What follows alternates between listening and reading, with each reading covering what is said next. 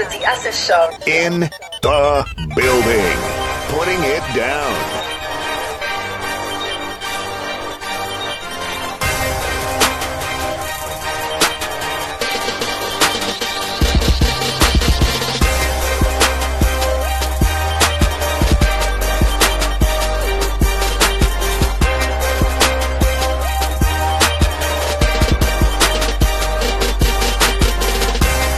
What's up, guys? It's your girl, The Essence, here right now, live broadcasting from Nightline TV each and every Wednesday from 6 p.m. to 8 p.m. The Essence Show. You do not want to miss it, and if you do, you better get in line.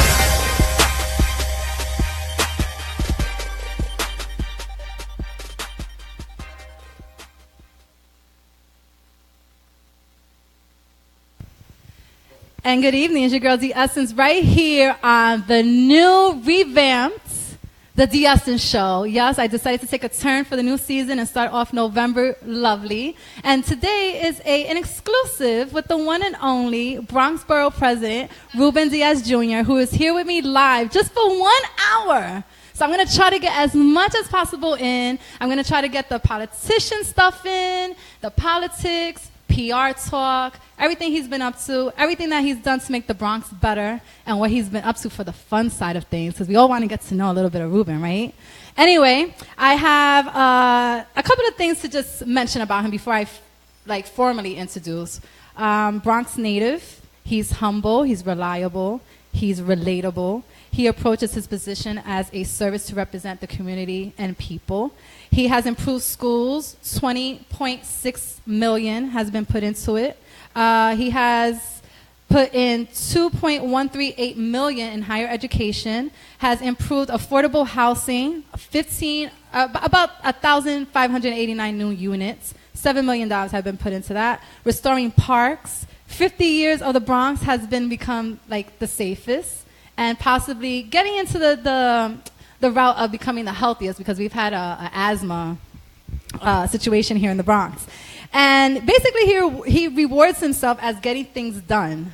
And basically he has rewarded my show and myself by being here with me live for a one-to-one exclusive. I would love to introduce and honor, I'm honored, I'm a little nervous, but I'm very honored that he chose to be here with me, Mr. Ruben Diaz Jr., Bronx Borough President of the Bronx. Yes.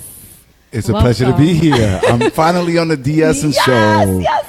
So we made it. Congratulations on all the you. work and the information that you put out to the community. Thank you. I appreciate that introduction. And by the way, all of those statistics and numbers, that was just last year alone. So I think we've had a pretty good run over the last 8 years here. I have the greatest job in the world, being the borough president. And the truth be told, working with other elected officials at every level of government, we've been able to build a better Bronx. Life isn't perfect, but that's what we're here to discuss. Yes. And so for me, it's a pleasure to be here on the show, and I just want to congratulate you and your whole team Thank you. for really stepping it up, creating another outlet, another platform that Bronx Heights and people from beyond can check us out and see what's happening. I have to broadcast you. I've never had this. I never thought about this day, and it's here. So I want to have a little bit of fun with you, but I want to get to the serious part as well. You say that the Bronx is back, and a lot of individuals have questioned that. What do you mean the Bronx is back? Where did we go? Can you just give us a little bit of what you mean by that? Well, folks don't realize that the history of the borough is one where when you made it, believe it or not, more than 50 years ago, 60, 70 years ago, when you made it and you lived in Manhattan, you moved to the Bronx. Right. You moved to the Grand Concourse. And then what happened is in the late 60s, 70s, and the 80s, we had a downturn. Mm-hmm. In fact, I've been watching the World Series, which have been exciting games between the LA Dodgers and the Astros. But 40 years ago, in 1977, I know a lot of your viewers are very young, when the Yankees were in the World Series versus the LA Dodgers, there was a panoramic view from the Goodyear blimp. And Howard Cosell, which was the sports announcer, he basically announced to the world, look, there's a fire in the Bronx. And everybody, had the images of the Bronx literally burning. Down, yeah.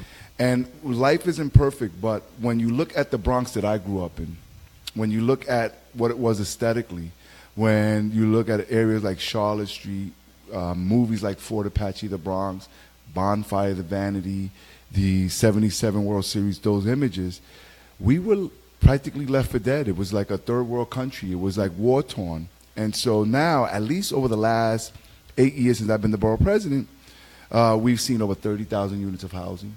We've been able, just out of my office, to allocate over $258 million in capital funding.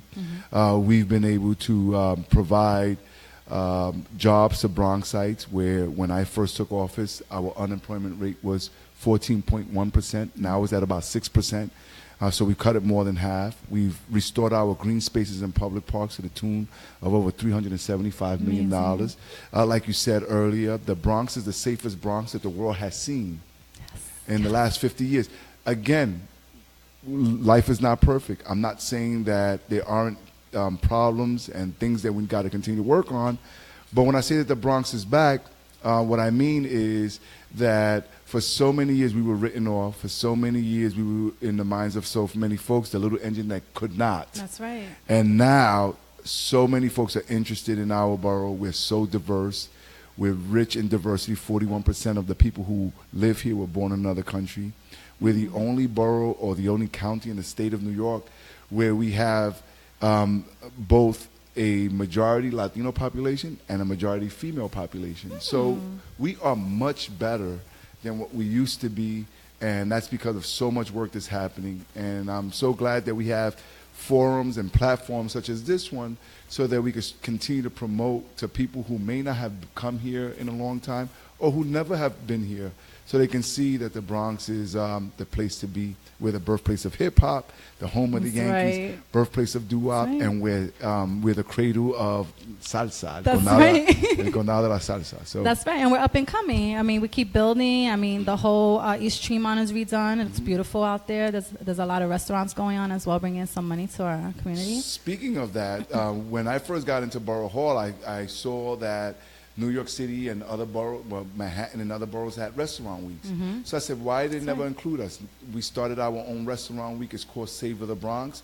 It's from November 6th to the 17th. Right. All you have to do is go to ilovethebronx.com or savorthebronx.com, SAVOR thebronx.com, and then you'll get a list there of all of the restaurants, the largest participation in the last 7 years, and the discounts of every restaurant, whether it's restaurants, breweries, beer halls, bakeries.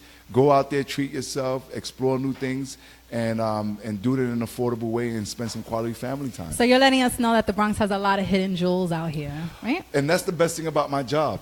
You know, being born and raised in the Bronx all my life, it wasn't until I became the borough president that I was able to go to different, you know, sometimes you drive up and down a street 1,000 times in your life, and you don't realize, like, for those people who drive up and down here on White Plains, they don't know that the studio is here, right? So you don't realize, and this studio is a hidden gem. Not only do you broadcast from here, but you have DJing going on with Eddie B. Swift. You have T-shirts that are done. So this is the great thing about my job. And a couple of weeks ago, when we did Tour de Bronx, we had the largest participation ever. It's the largest free cycling event in the state. We had over 8,000 riders, and that's the fun part. It's a tour, it's not a race, and people, whether they're from the Bronx or not, get to see it from a different vantage point and see our waterfront, our parks, our historic districts, institutions, and so it's just fascinating. So yeah, there are a lot of hidden gems here, and it's up to all you guys to go out there and find them as well. Go to ilovethebronx.com. You have calendars of events and many different things that are going on in our borough. So, as you said, you're Bronx, born, raised, and still residing here, right? You've also, during my research, I read something or heard something that you kind of move around to each district as you're getting elected. Is that something you plan? Is that what you plan? What do you mean by move? You have to campaign. Right. Yes. So you seem to move around per, I don't know how to say it, per district. Like, you started off at Fox Street, and then you kept it moving from there. But with each move, you had a new... No. Sorry. So I was an assembly member. I was the youngest assembly member at the time. Yeah, 23 years old, At 23 years old. I ran for the first time when I was 22 and lost that race. This was back in 1996. And then I became the youngest at the time at 23. So in that assembly district, I've lived there my whole life in 5 different places. But as the borough president... when I decided to run for borough president, I thought I could do more, being the executive of the borough. And so naturally, you're not just representing that area of the Bronx, which was Fox Street, Hunts Point, Southern Boulevard, Soundview. Now you got to represent the whole borough, so you move around. And again, on a daily basis, as the borough president, you go to different communities, you have different community boards, different events, and you get to experience our greatest strength, which is our diversity. You get to see different places, hear from different folks, and it's just the best job on the planet. Yeah, I had a African family express to me how they had a beautiful conversation with you about the African community, and it's good to know that you come out of the Latino community and talk with other communities. They adore you for that. I think that's something that you should take pride in. Also, hold on, just to speak to that point.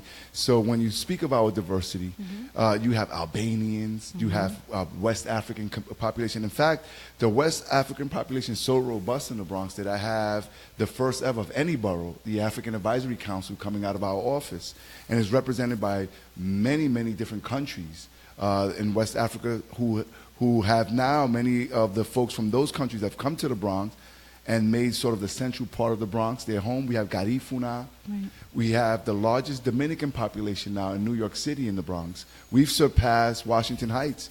Wow, so really? Yes. In the 2010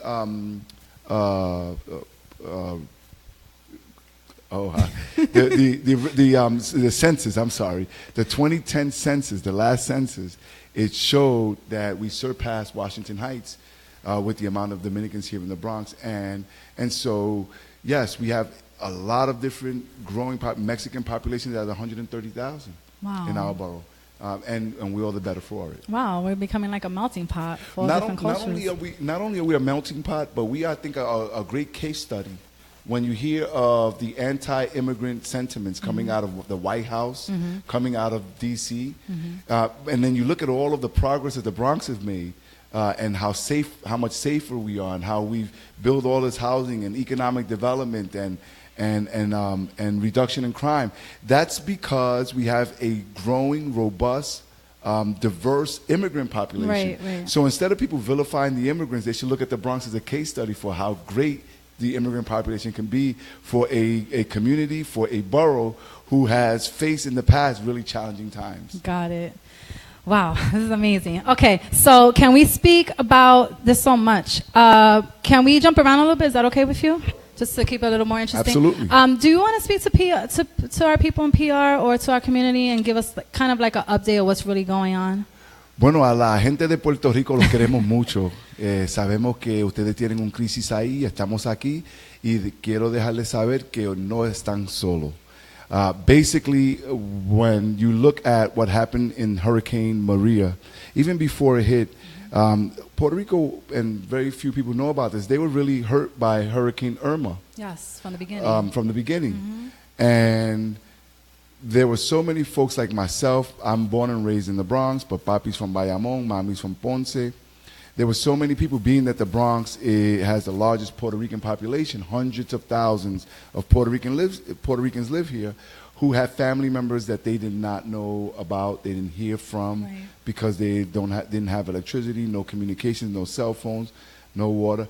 And then on September 30th, I think you were out there on Southern Boulevard and Aldo Street. That was my first donating event. All we wanted to do was fill up 3 containers and 1 truck for Mexico. What we wind up doing is collecting over 300,000. So the people of the Bronx and throughout the city of New York really stepped it up big. We were able to send those containers. We were able to send the trucks, 2 trucks to Mexico. We were able to send more containers to the U.S. Virgin Islands. Didn't you say like 20,000 pounds of supplies to PR? No, we took then we had so much material that we needed to send over. And thanks to Fat Joe, thanks to Jay-Z and Tidal and Rock Nation, I went to Puerto Rico with Romeo Santo and Fat Joe with 217,000 pounds that we collected. And there's been a number of different airplanes that unfortunately people don't really hear about that they've paid for, and as well as many others. But we even working on another airplane in another couple of weeks where we are going to go out there again, Fat Joe and I. Okay, I was just going to ask if we were going to plan to go out to PR. Are we? And are things are getting distributed out there? Things are getting distributed, but we can always do more. And, when we went out there, to hear from my family, from Joe's family and their neighbors that there was no water, even though we've been sending a lot of water, like something I believe nefarious is going on where there's no water, literally. We can enjoy a bottle of water now, and it's not that easily available to the people in Puerto Rico. So we also have to make sure that the federal government here and the president, Donald Trump, treats Puerto Rico and Puerto Ricans for what they are, which are U.S. citizens.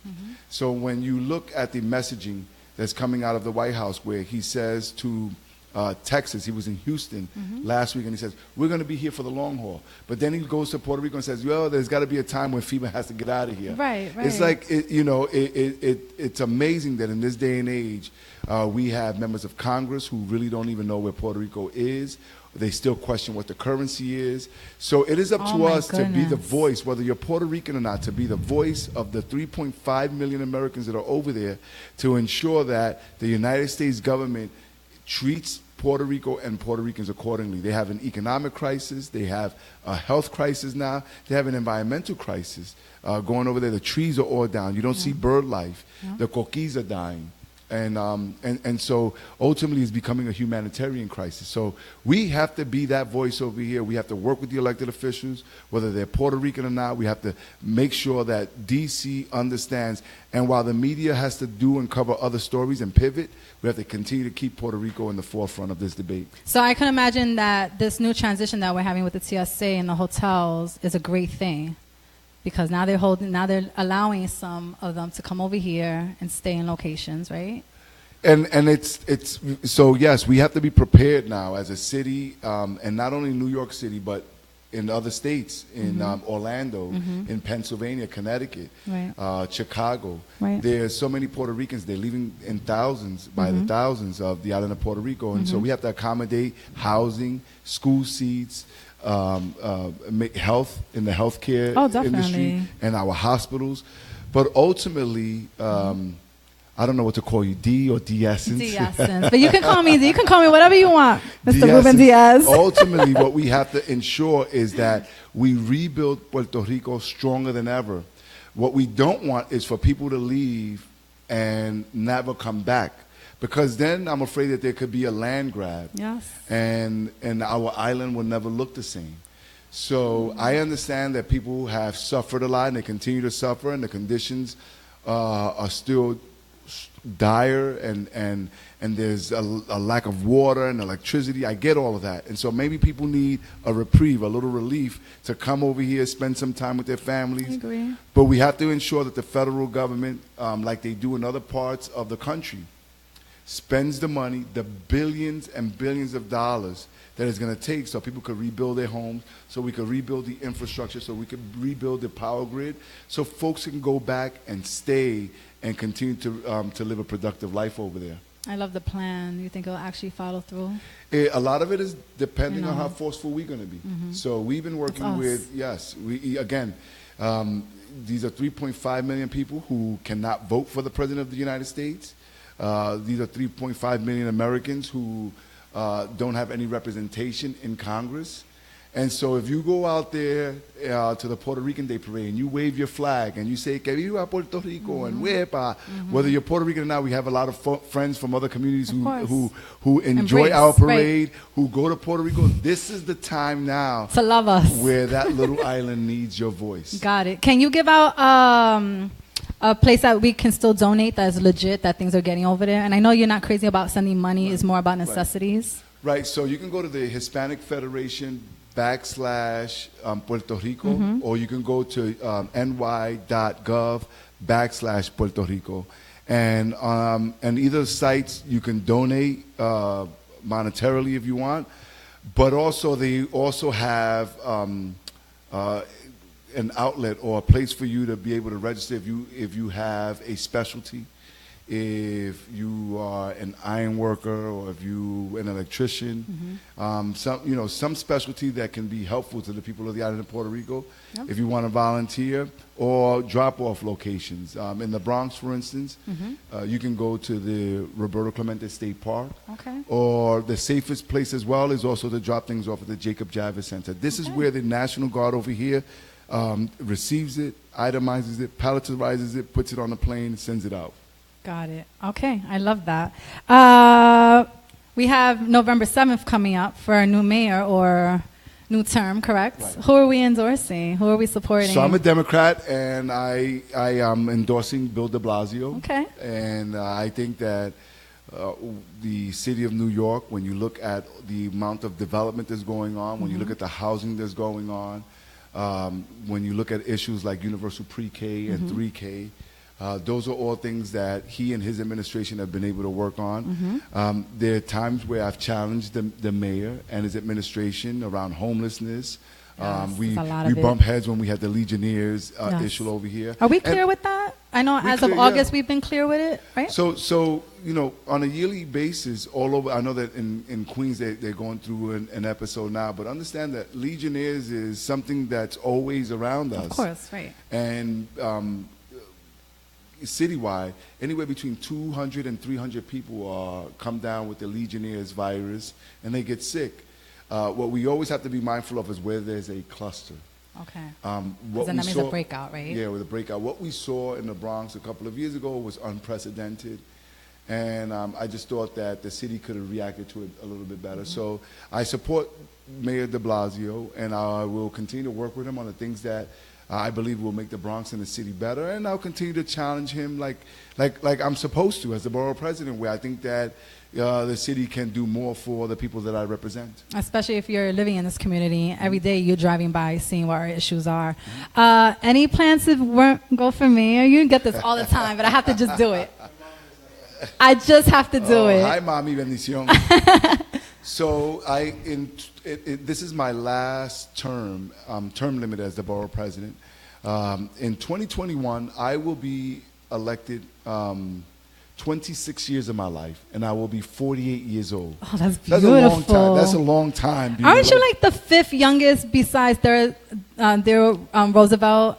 In the assembly, I was in the assembly. I was the fifth youngest elected at the time. And you're also an offspring. I'm not young anymore. You're young. So you have a lot of young, talented folks here in the Bronx.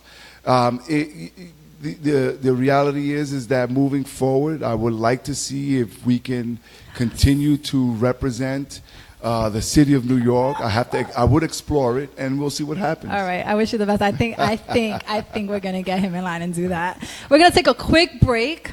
Really quick break, and we'll be right back with Ruben Diaz, Bronx Borough President, on the Essence Show. Get in line.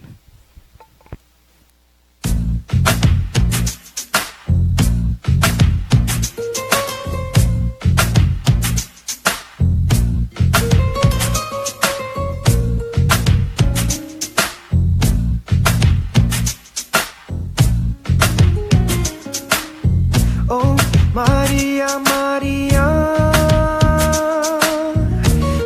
My island right before me.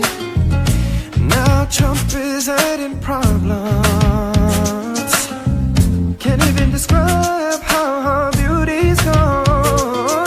Oh, Maria, Maria.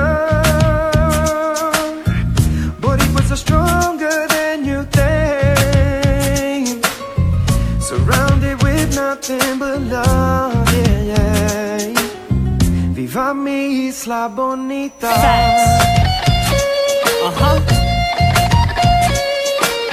Everybody put your hands up for my island one time. Yeah. Listen, I'm from the hood, so I'm expected to fail. Puerto Rican, so to the cops, I'm expected to jail. Was never rich growing up, so not expected to bail. Pops made it tight far, but guess who's next in the trail? Me. Us failing is an oxymoron. Rhyme stick kinda like epoxy moron. Confidence is high, guess I'm a cocky moron. Raining on their parades, man, watch me pour on. Understand that for us it was hard to get away to a life so far. Tough battles and struggles, done left they scars. On the island where me Indios left they hearts. Yeah, we came in the 40s thinking they gon' reject us. but the hardships only help perfect us. Closing the doors in our face don't affect us. Boricuas is here to stay, so accept us. Yeah.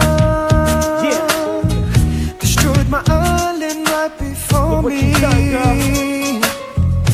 Now Trump is adding problems. You don't make it no better. Can't even describe how her beauty's gone. Oh, Maria, Maria. We gon' rise though. Yeah, yeah. Boricuas are stronger than you think. You know it. Surrounded with nothing but love, yeah, yeah. It's all love, baby. Viva mi isla bonita. I'm about to get real political right now. I hope y'all can bear with me. Red, white, and blue with the star in the middle. A little island to the world, but in my heart you're the biggest. No matter how they try to strip us, our culture remains strong. Cause there's a lot of things in history we got our names on. From music to boxing, fashion. And we're back. This is The Essence, the Essence Show. I'm here with the Bronx Borough President, Mr. Ruben Diaz Jr.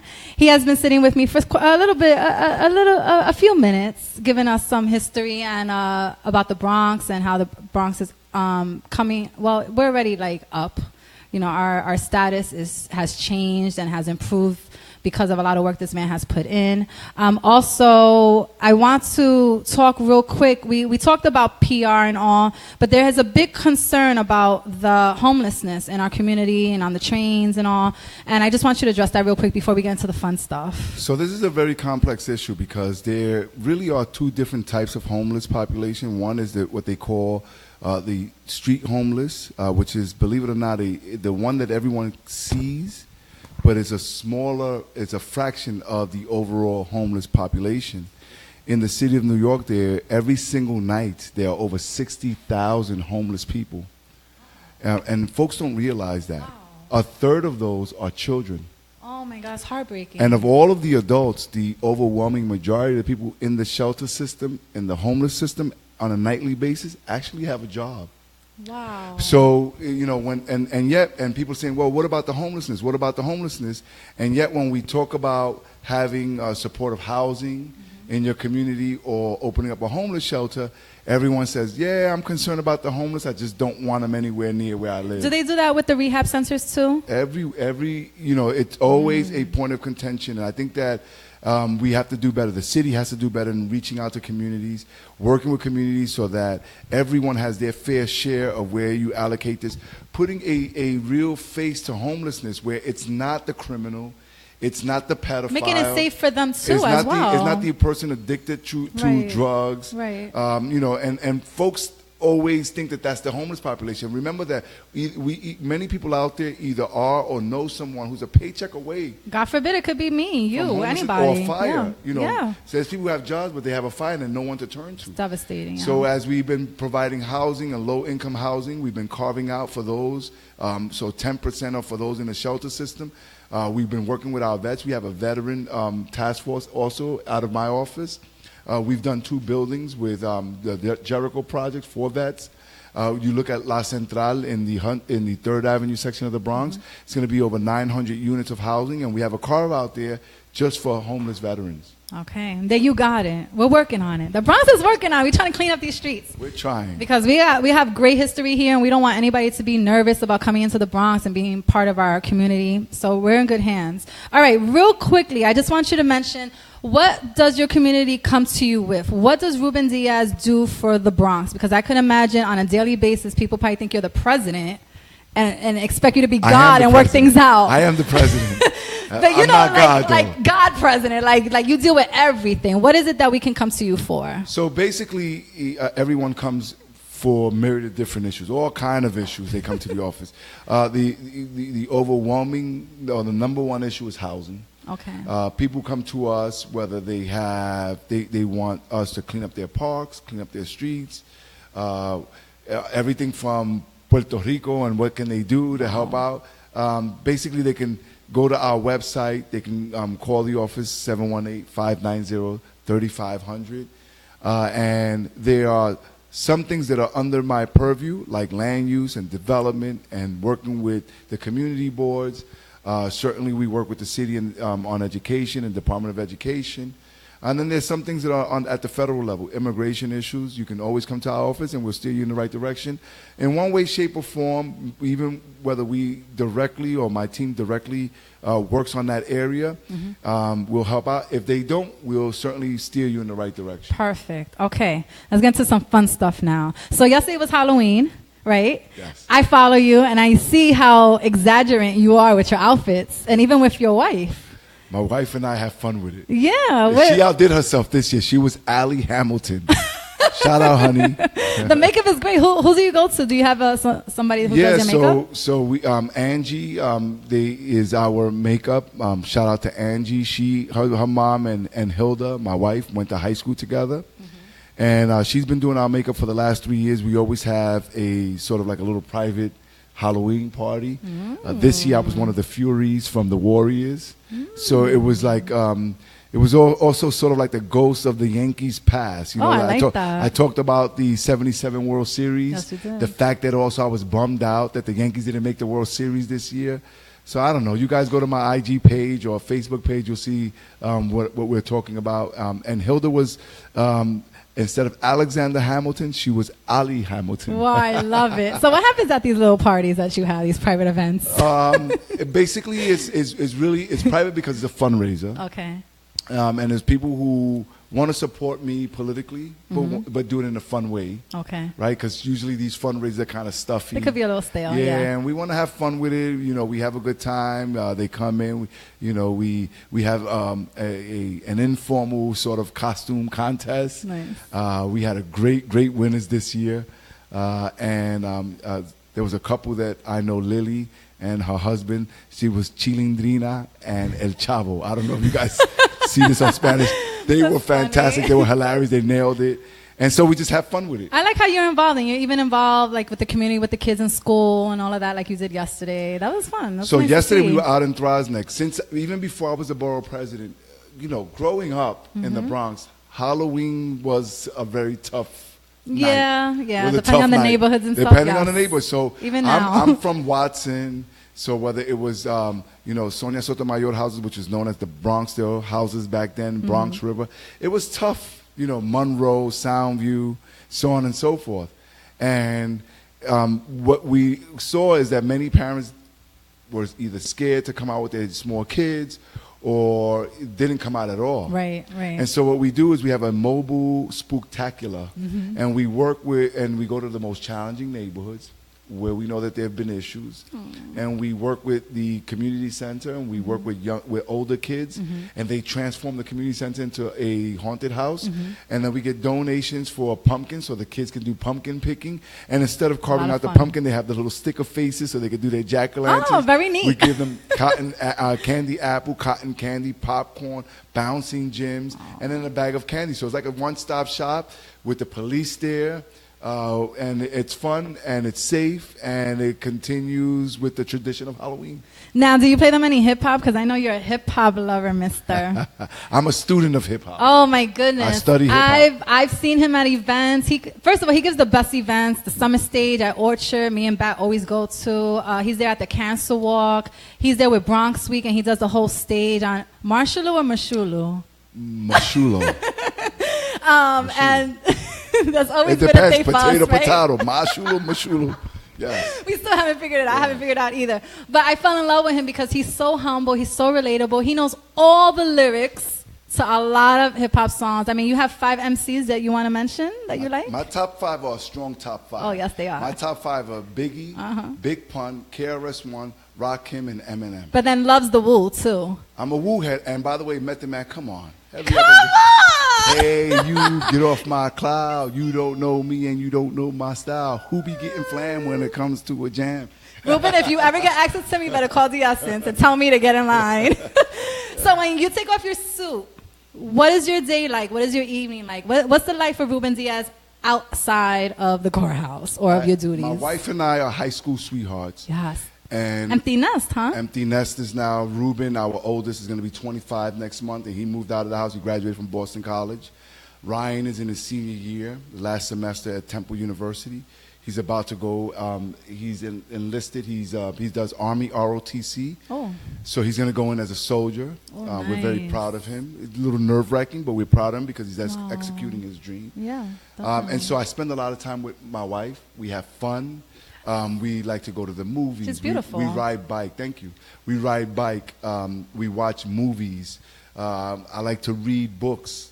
And we spend time with her family and with my family. She's a foodie, so we spend a lot of times going around in the Bronx into restaurants and things like that. So, yeah, I think I found a good balance, the adequate equilibrium between working hard, but we also play harder. And we're going to leave it on that note. Mr. Diaz has to go. He has an event that was prior to this. Yes. That's after this. I want to thank you, and I'm honored to sit here with you today and get And a I little want to bit of thank you and all of you who are out there. Continue to support this young lady. Thank you. She's doing big things, putting the Bronx on the map. Yes. I want to congratulate you, and hopefully it won't take too long before I come back. What would be the first thing when you meet God? What would you say to him? I tried my best. There you go. Thank you for tuning in to this exclusive to the The Essence Show. See you next week. I have a hip-hop legend coming in for the month of November. Sal Abatello's returning to the The Essence Show next week at 6 p.m. Everybody have a great weekend. Love you all. Thank you for your support. Good night. En decir, este es el número que vamos a grabar hoy. Que lleva por título Salsa Pura. Ajá. Se soltaron los verdaderos. Esta es la salsa dura, la pura, mi gente.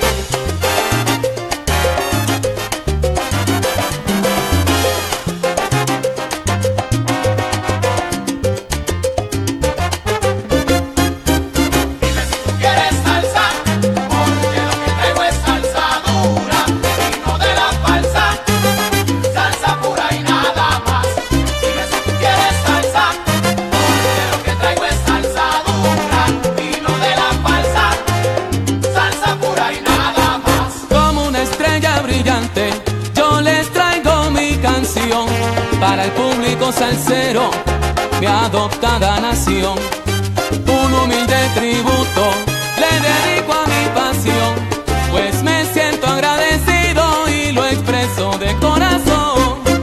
Dime si tú quieres salsa, porque lo que traigo es salsa sabrosa, vino de la falsa, salsa pura y nada más. Dime si tú quieres salsa, porque lo que traigo es salsa dura, vino de la falsa, salsa pura y nada más. Con mi voz armando, plantando bandera voy, Gilberto Velázquez Solero. Todos dicen que soy, con mi estilo callejero, enciendo cualquier ambiente, y cuando me pongo a soñar, la gente en el alma lo siente.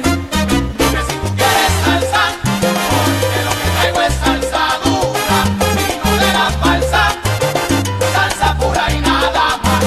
Dime si tú quieres salsa, porque lo que traigo es salsa dura, vino de la falsa, salsa pura y nada más.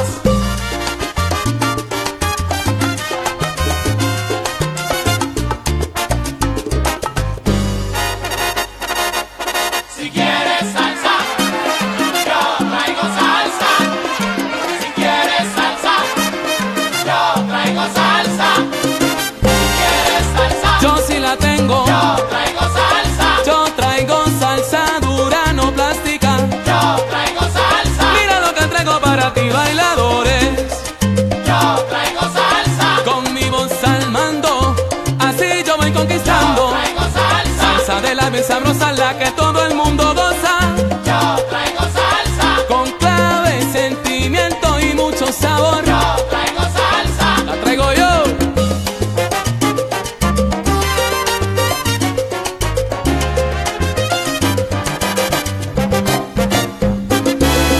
Conversación en tiempo de salsa.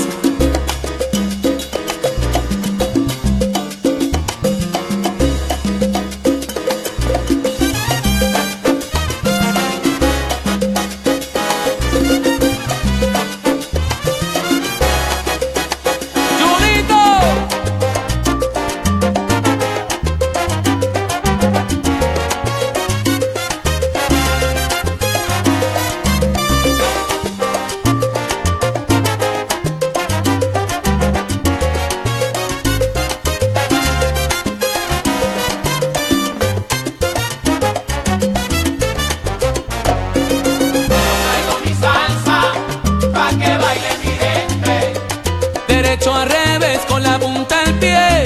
Oye, hay que bailarlo bien. Traigo mi salsa, Ajá. mi salsa caliente. Mi salsa caliente pa' toda mi gente. Esto lo baila hasta el presidente. Yo traigo mi salsa, pa' que baile mi gente. Móntate en mi vuelo, público salsero. Vamos a la muña. Así es.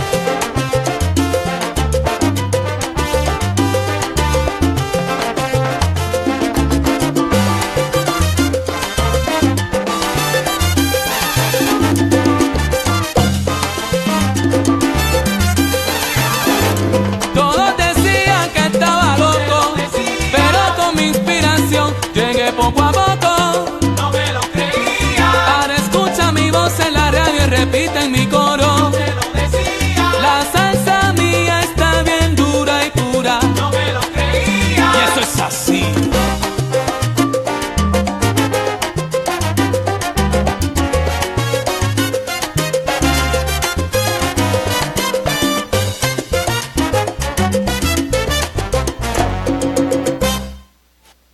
And you thought it was over, but I decided since it's early, maybe I'll be on till 7 o'clock, like I said, because it's kind of early. But thank you guys for tuning in.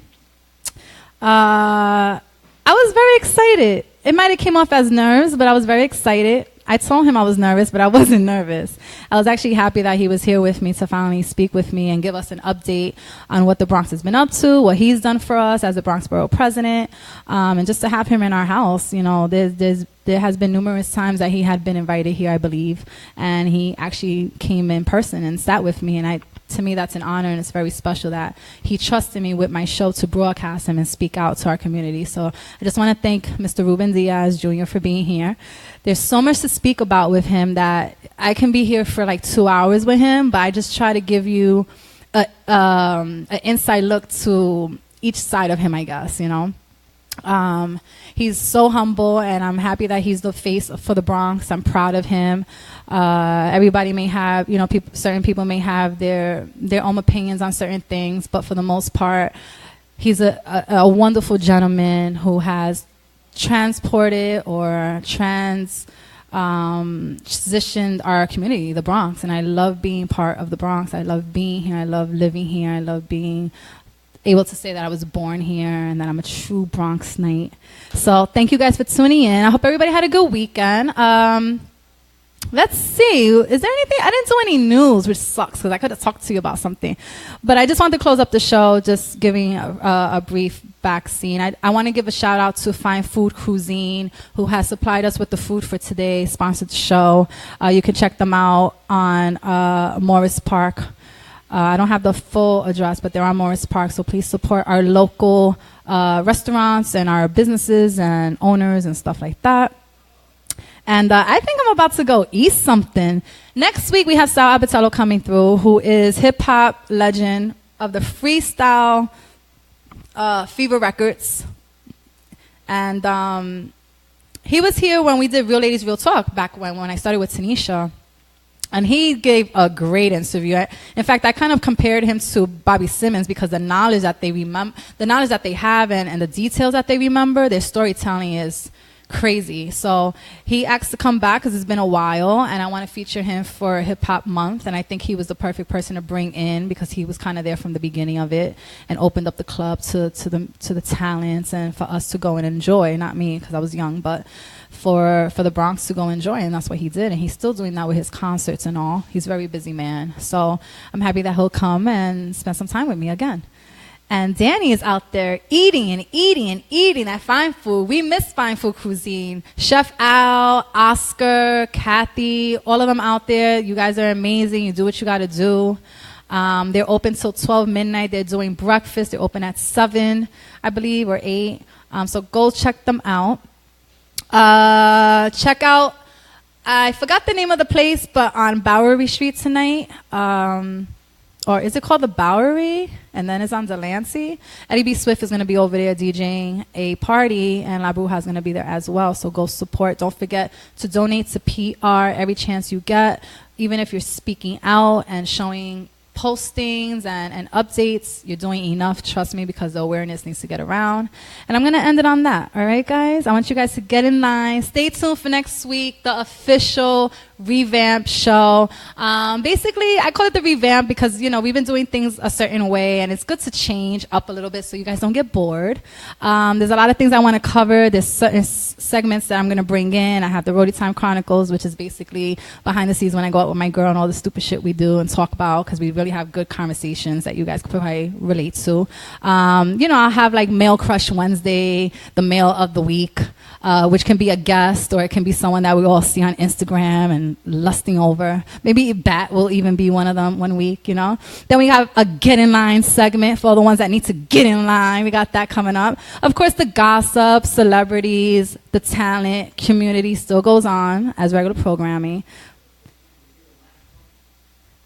The what line talking? The line. Oh, yeah. When we do the Get in Line segment, we'll hear all the lines that need to get in line. You know, I created like 2 other lines after that. Because there's people that want to skip the line. There's people that skip the line that are not online.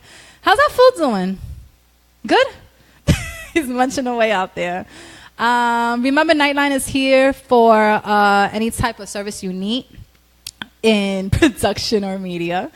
So feel free to come. We have T-shirts being made here as well. Whatever you need, just give a call to Eddie B. Swift or Bad or Frankie or myself, and we'll connect you. Yeah, so next Wednesday will be a fun start. You know, I'm going to have guest co-hosts with me, whether they're celebrity or not. It's going to be a lot of fun. I'm going to try to see if I can bring another side out of Diaz, you know, because I don't want to become boring to you guys. But anyway, I'm going to let you guys go. Have a great weekend. It's going to be a little chilly. And let's welcome the month of November. See you soon, Diaz on the Diaz Show. Good night. You are now tuned in live to the Diaz Show. In the building. Putting it down.